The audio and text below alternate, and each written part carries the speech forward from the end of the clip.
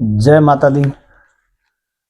हम आपको सीता मैदान से आज एक फागुन मास की शुक्ल पक्ष की एकादशी की व्रत कथा हम आपको सुना रहे हैं।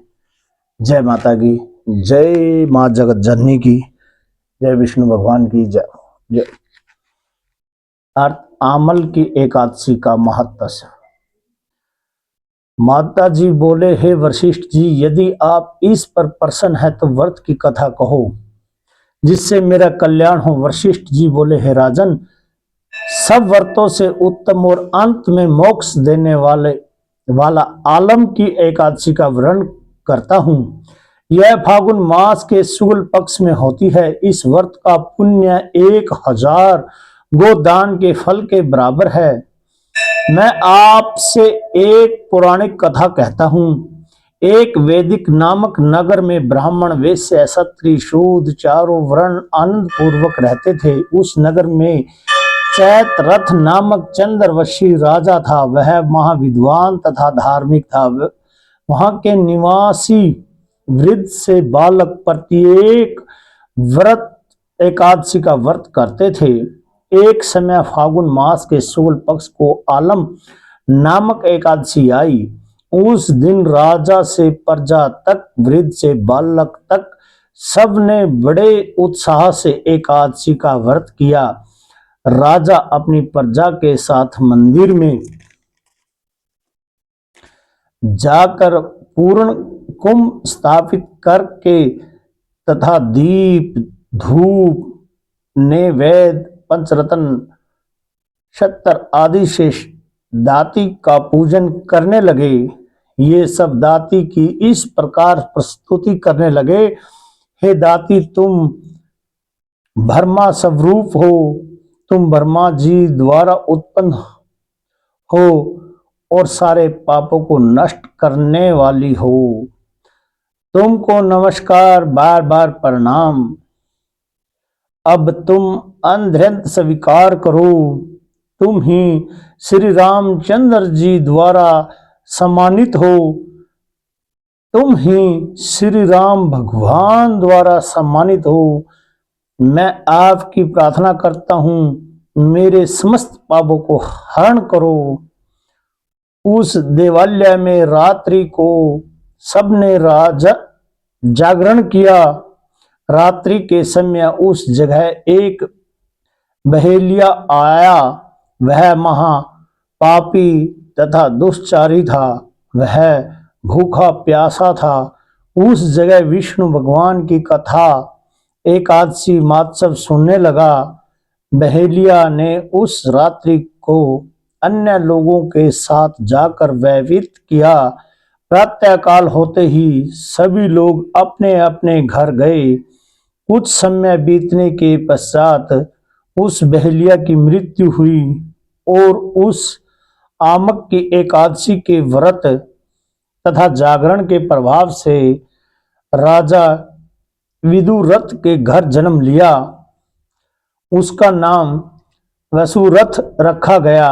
बड़े होने पर वह चतुर्गिणी सेना के सहित तथा धन्य धान्य से युक्त होकर 10 शस्त्र ग्रामों का पालन करने लगा। वह तेज में सूर्य के, क्रांति में चंद्रमा के, वीरता में विष्णु भगवान के और क्षमा में पृथ्वी के समान था। वह अंतर्यंत धार्मिक, सत्यवादी, कर्मवीर और विष्णु भगत था। वह सदैव यज्ञ किया करता था। एक दिन वह राजा शिकार खेलने के लिए गए। देव योग से वह राजा रास्ता भूल गया। तब वह उसी वन में एक वृक्ष के नीचे सो गया। उसी समय पहाड़ी म्लेच्छ वहां आए। राजा को अकेला देखकर उस पर मारो मारो का शब्द करके टूट पड़े। वह म्लेच्छ कहने लगे कि इस दुष्ट राजा ने हमारे सगल संबंधियों को मारा है, यह देश से निकाल दिया है। अंत इसे अब अवश्य मारना चाहिए। ऐसा कहकर मलेच्छ राजा पर अस्त्र शस्त्र का प्रहार करने लगे।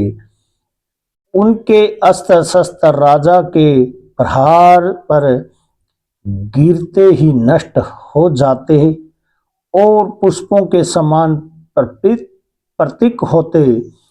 उन मलेच्छों के अस्त्र शस्त्र पर उल्टा प्रहार करने लगे, जिससे वे मूर्छित हो गए। उस राजा के शरीर से एक दिव्य छत्री प्रकट हुई, जो अत्यंत सुंदर तथा सुंदर वस्त्रों का आभूषणों से अंकलित थी। उसकी कुटी टेढ़ी थी, कुटी टेढ़ी थी, आंखें से लाल अग्नि निकाल रही थी। वह मलेच्छों को मारने दौड़ी और समस्त मलेच्छों को काल के गाल में पहुंचा दिया। अब राजा जब जगा तब इन मलेच्छों को मरा हुआ देखकर सोचने लगा कि इन शत्रुओं को किसने मारा।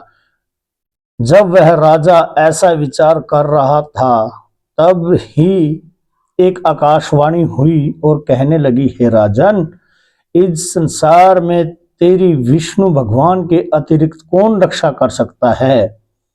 इस आकाशवाणी को सुनकर राजा अपने नगर को वापस आ गया और सुख पूर्वक राज करने लगा। महिषा वशिष्ठ जी बोले, हे राजन, यह सब आलम की एकादशी के व्रत का प्रभाव था। जो मनुष्य इस आलम की एकादशी को व्रत करते हैं, वे सब प्रत्येक कार्य में सफल होते हैं और अंत में विष्णु लोक को जाते हैं। बोलो विष्णु भगवान की जय। एकादशी व्रत कथा आज हमने आपको सुनाई है सीता माई धाम से, माता जी के चरणों में बैठकर। तो माता जी की जय हो, माता सीता जी की जय हो, माता जगत जननी की जय हो। जय माँ जगदम्बे अम्बे गौरी, जय माँ, जय माँ सीता, जय माँ, जय मेरी माँ सीता, जय मेरी माँ सीता, जय माँ जगदम्बे, जय माँ जगदम्बे अम्बे गौरी, जय जय जगदम्बे अम्बे गौरी, जय मेरी माँ जगदम्बे, जय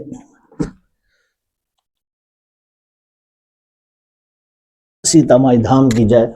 आप भी एकादशी का व्रत कीजिए। सभी देशवासियों को, देश प्रदेशवासियों को हार्दिक शुभकामनाएं एकादशी की। जय माता।